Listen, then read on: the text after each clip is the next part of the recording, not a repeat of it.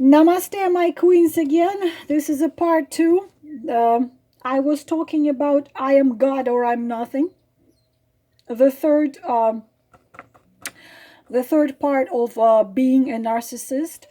I said already in a previous part, I am God or nothing. It means that narcissist needs the endless supply of love of people constantly, and he tries to be the best because he believes if he's the best, then this love supply will be coming to him and somewhat satisfy him, but it is all temporarily because there is no bottom here, so it's just going to come and come and come. So he tries to constantly keep the position of God so he can constantly have the supply of the people love and adoration. The scariest in the world for the narcissist with his childhood trauma is if he loses the crowd adoration and love, because then he's not gonna have all this supplying the emptiness inside of him. They can refused from many things for keeping that love. I don't even know what they are not capable of doing in order to keep that crowd. And as I already said, it can be little crowd, or it can be I don't know, maybe a little village. Maybe as I have one twin flame. He's the head of a big hospital, and his twin is working there.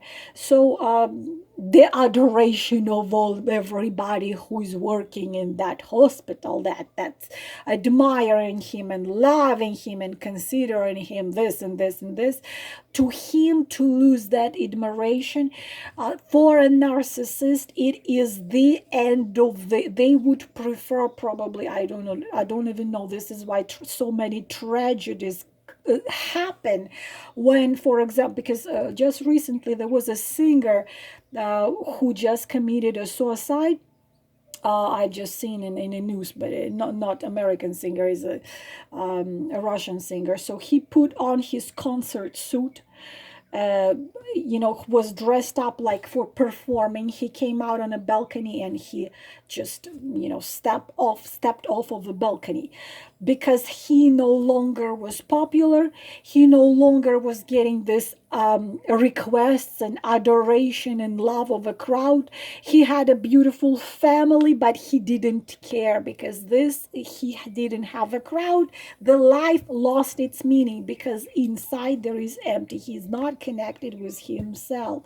So I am God or I am nothing. They either consider themselves gods when they are on the top, or they consider themselves nothing if they fall from a top. It's unfortunately, it's a serious problem, and they are ready to sacrifice so many things in order to keep that those people who supply their love and adoration to them. Now, in relationship, very important, in relationship, terrified of closeness.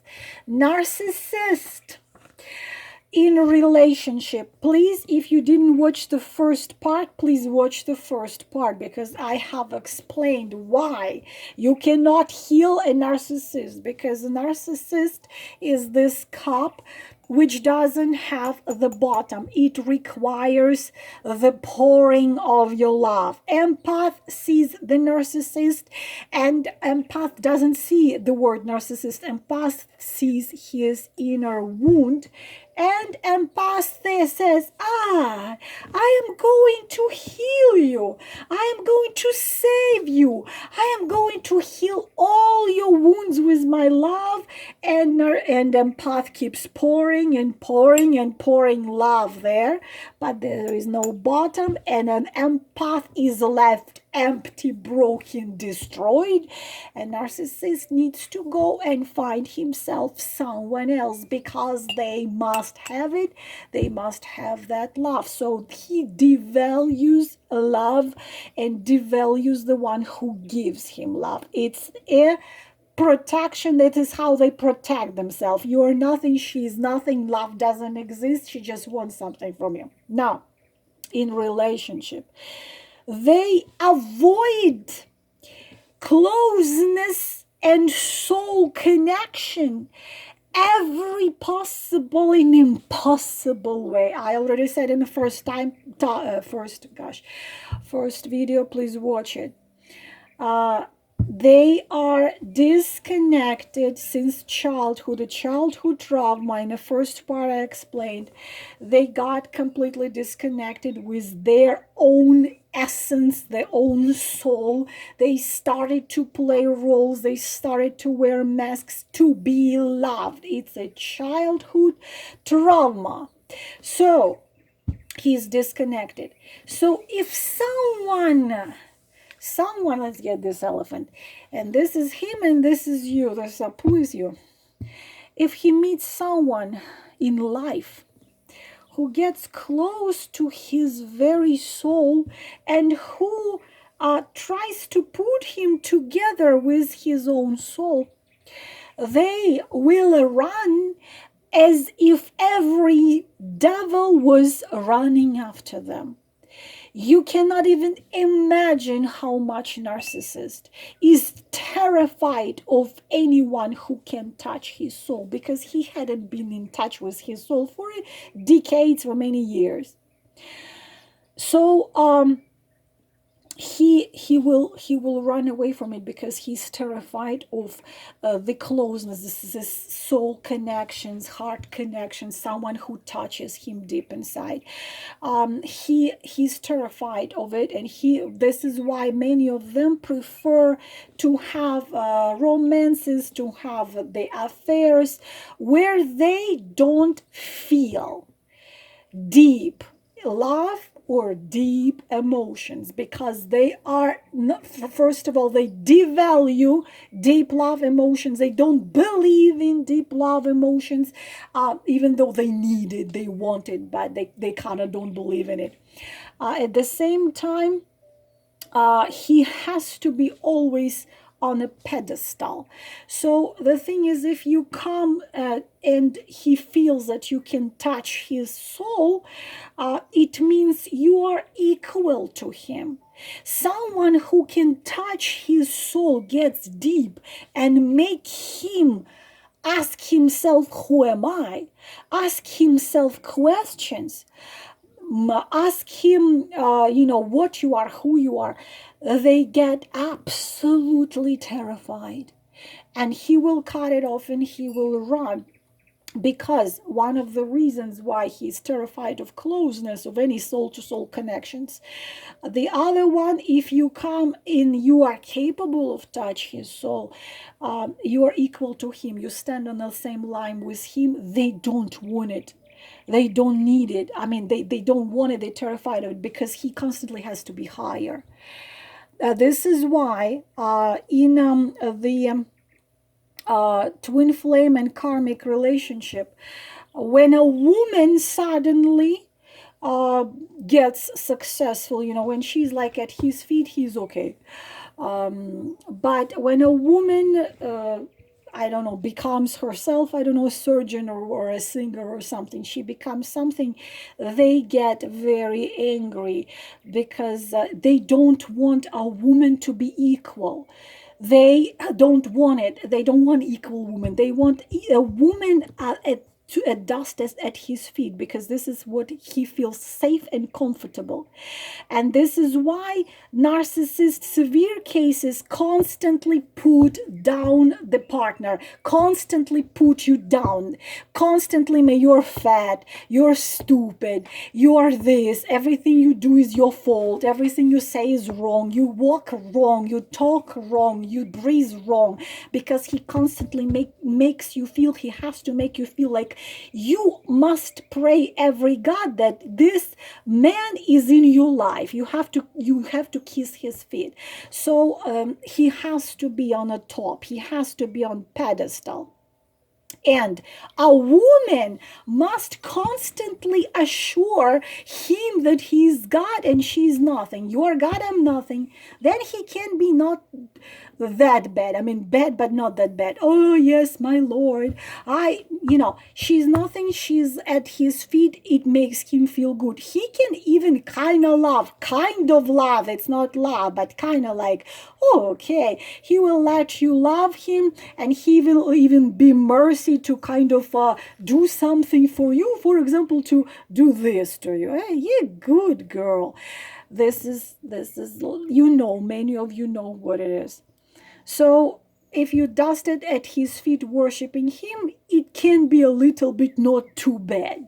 If you try a little bit, rise and a little bit come to the same level, well, forget about it. He will try to destroy you and bring you down. It's a severe case of narcissist, of course, like the really bad. It's already, I'm talking narcissist, psychopath.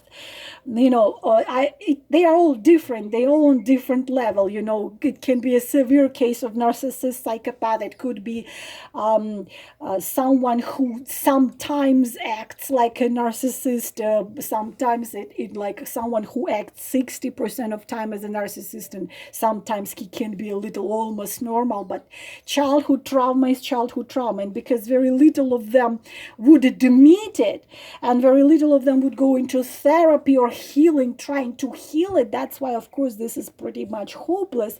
An empath tries to heal them, pouring love into bottomless cup. So they are terrified of anyone equal to them, anyone who can touch their soul. Another problem: he does not care what you feel. Why? Allow me to tell it again. Empathy doesn't exist. They don't care what you feel. Why? Because he is not in contact with his own feelings. He forbids himself to feel. He's afraid of feeling. He tries not to feel. That's why he devalues. If he sees something what he can't explain logically, he will devalue. Or she is crazy, she wants something, this thing doesn't exist, it's too good to be. Anyway, he will devalue you, bring you down as dust, convince himself you are nothing. This is easier for him. And also they can be extremely cruel, because if he hurts you, he doesn't care if he hurts you. He doesn't give a damn if you cry or you are sick, or this is when it comes. For example, you get sick and he knows, and he doesn't give flying reds as you're sick, or you are crying, or you are opposite, you're happy and you want him to be happy for you. He's not going to be happy for you. He's not going to cry when you cry. He's not going to feel what you feel. That's why sometimes the cruelty of narcissists is terrifying. I had a client whose mother died, and she came home. Her narcissistic husband, she came home after she just buried her mother, and she came home, and he meets her and he tells her that he divorcing her, and he keeps all the money they accumulated in 20 years, because the guy is a lawyer, he knows how to do it. And he takes a house and he pretty much kicks her out of the house, and in the house there was already another woman, like 25-year-old bimbo. And when you see something like this, I can't put it together, the cruelty of this level. You got to be even animals. If you see Animal Planet, there was one episode when a lioness was hunting and she killed I think it's a baboon. I mean, she killed her, but then she saw her child, and she took a child and she brought up the child. She didn't allow anyone hurt him. Even animals wouldn't do it, but their cruelty comes out of like, you can't even, I mean, you know what you're doing, right? You are not insane, you know what you're doing, but they don't feel. Some of them, the psychopaths, narcissists, they are beasts. They don't feel that you are hurting. So they don't feel you're hurting, so that's why they do whatever they want with you. And then you come to me for a reading, you tell me if he's going to change. Yeah, absolutely. So why they don't feel? Because they are not in contact with their own feelings. They have only one fight in their life, the fight for adoration from outside. The more adoration, the better. They will fight for this adoration till very as long as they live and can fight.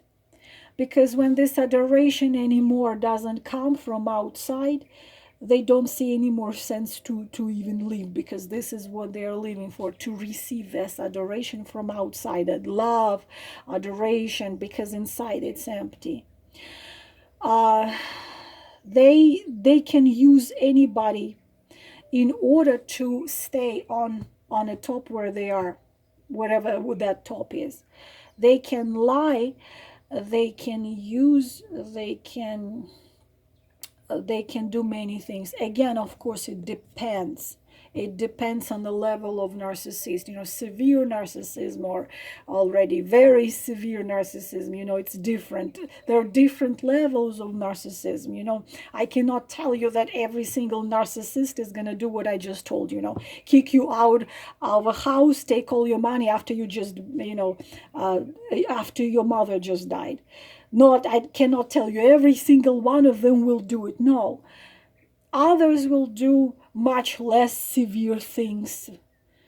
But still, you have to be careful, because they are unattached to their own feelings. They forbid themselves to feel, so they don't know what you're feeling. They don't understand what other people feel.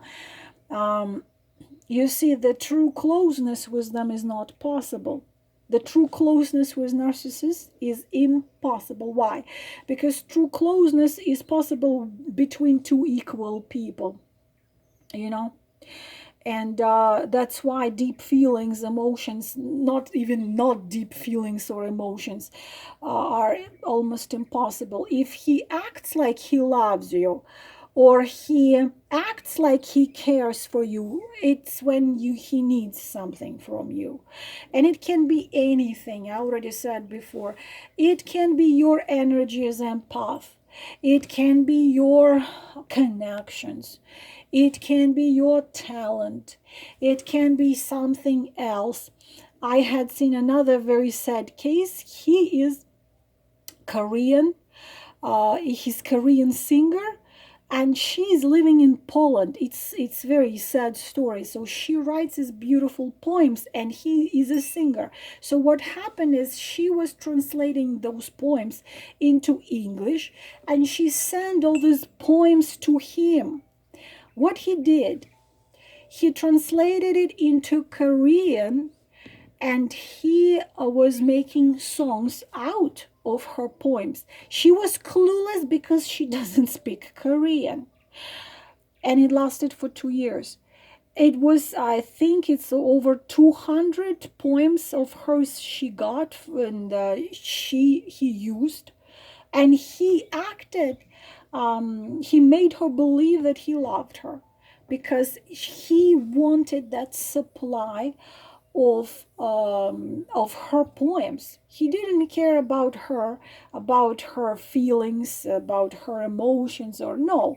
He acted, they were communicating, they couple times saw each other, talked on Skype, but he needed her talent to use in his profession.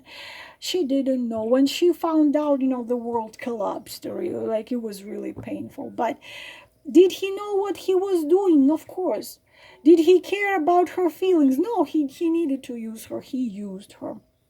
So, of course, the true closeness is not possible with them, because they don't feel deeply.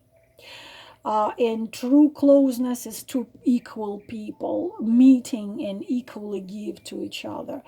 If you are an empath, I already said, please take this book.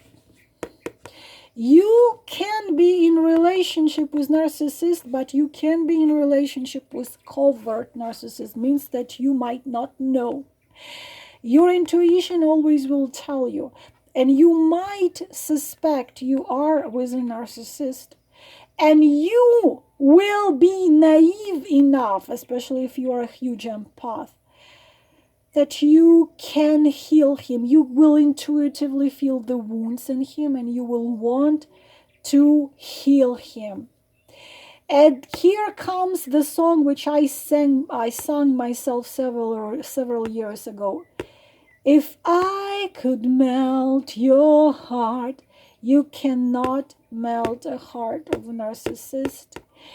Many of you hope you can, that you have so much love, as much as the universe, but you can't. You're going to destroy yourself.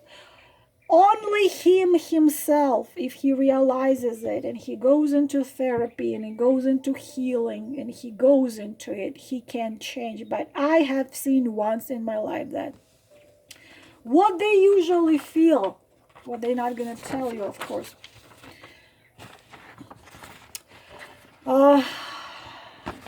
shame. They feel shame very often. Of course, I'm not going to show it to you and tell you why they feel shame.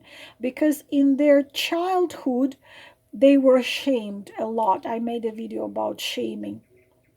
And so his inner critic is constantly awake. His inner critic never sleeps.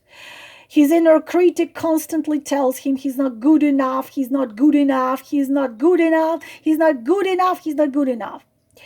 He constantly feels he's not good enough. He constantly has to prove everybody he's good enough so he can get the love. Guilt, but not guilt towards those he uses. No, guilt it's kind of himself. Guilt that he is not as good as he should have been or could have been. All his life, narcissist does not know who he truly is. He keeps on playing the roles and wearing masks. He doesn't let himself look inside of his soul. So deep inside, they constantly be very bad to themselves. Deep inside, they don't have self-love. Deep inside, they can hate themselves. The severe cases, they can blame for this hurt inside of them other people. So they sometimes take this guilt from inside of them and put it at the one near them. That's why they tend to blame everyone who's near. It's your fault for this to happen, even if you weren't there. It's your fault. It's your fault. If he's not attacking himself, he's going to be attacking you.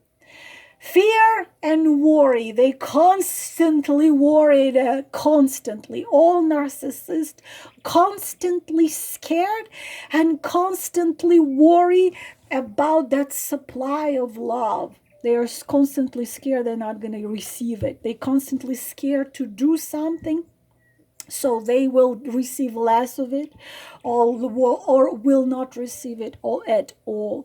They are ready for anything and everything not to stop receiving that love. They don't have the spine inside of them. So that's why they don't have the source. They don't have the source, the connection to the source and the source inside. They constantly have to receive it from outside. You see, not a narcissist, the one which is whole inside, the one which is in connection with himself. Can you imagine Dalai Lama or the awakened, truly awakened person, my beautiful queens, does not need to receive things from outside because he already has it inside. But the one who doesn't know what is inside, scared to look inside, God lost the connection with himself. They constantly want to receive it from outside. This is why it's so dangerous to talk about, if the victim of narcissist tries to talk to other people about the experience, narcissist will turn the whole world against that person, because for them the most important, the world to keep on supplying, not the world, I mean whoever is there supplying him that love. So even there is several videos on YouTube. Be very careful when you are trying to get away from narcissist, because if you happen to be his wife and his image is connected to you somehow and you want to leave this marriage, he's going to convince the whole, I saw this, he convinced this little city, the whole little city, that this woman is not, she's psychologically unstable. This is why she left him, and everyone believed him. So it's that he's capable of anything just to keep that. It's really scary sometimes. They're really scary. It's they're not stopping at anything just to keep that image, to keep receiving that love from outside. But again, I am repeating myself, it depends on the level of a problem in him. So inside of him is kind of weird, strange. It's to him, he, whatever mistakes he made, whenever he lost to somebody else, they don't forgive themselves. They don't forgive themselves when someone was better than them, when someone got something and he didn't. They are torturing themselves constantly. They don't have resources deep inside. They are constantly afraid. They are constantly scared. They're constantly trying to prove their ideal, so they get receiving this. You know how many fake gurus are among narcissists? The so-called guru, which were in fact no guru at all, which were in fact, selling human trafficking, selling drugs, but they were known for years as a guru. And then 20, 30 years later, documents comes out, and that person was not a guru at all. It was a beast, but everyone thought he was a guru. So to become a great guru for them is again another reason why they try to achieve it so much. It's so they get that love. The biggest fear in them is to be unneeded, by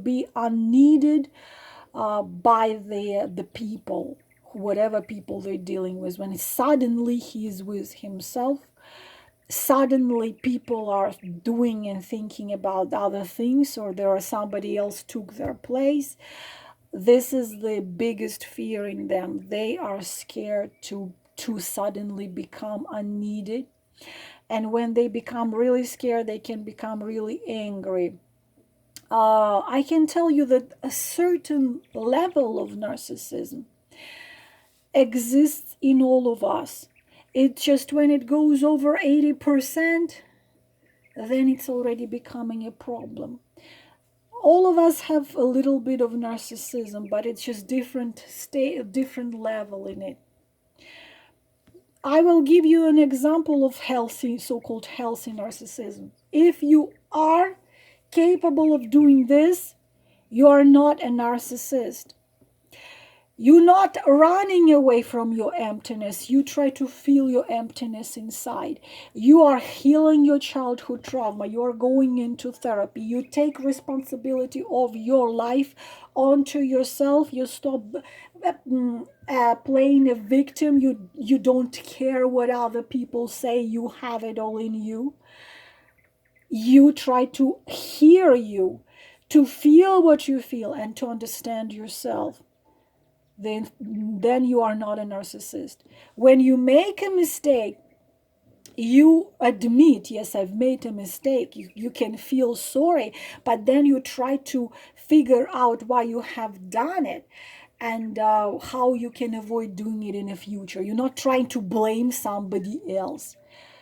Or you can get upset because of critic of someone is criticizing you, but at the same time it's not going to destroy you. Somebody is better than you, you're not going to go crazy because of it. You can want to achieve some goals, maybe become a famous, but you don't make it the biggest. The only goal of your life is to be famous and to stay famous till your last day. And if you're not famous anymore, you can die because life doesn't make sense. No, the process is important for you, not the result. And you enjoy the process, then you're not a narcissist. And you value yourself and you love yourself no matter what and who tells what about you. Your self-love, your self-acceptance is unshakable. You don't compare yourself to nobody. I am a unique being. I am the one with my unique light. There is no one else like me. This is healthy narcissism. You don't know, I'm not like this. This is why I'm a piece of shit. You can charm. You can like something, get disappointed, but you don't devalue yourself and you don't devalue others. You admit your mistakes, you admit your achievement, you admit your success. It's all part of your personality. This is healthy narcissism. Can narcissism be treated? Long therapy, yes. There are techniques, there are things, there are healing. A narcissist needs a healer and a good therapist, a psychologist with the gift. The best would be. But yes, it takes a long therapy. It's a childhood trauma. But of course, narcissists sometimes when they go into therapies, they start devaluing therapies. They say, "Oh, this is all bullshit. It's not working. It's not helping. I'm out of here," and they keep on living how they were. This, my beautiful queens. I hope it was helpful, and I'm wishing you all the best. Namaste.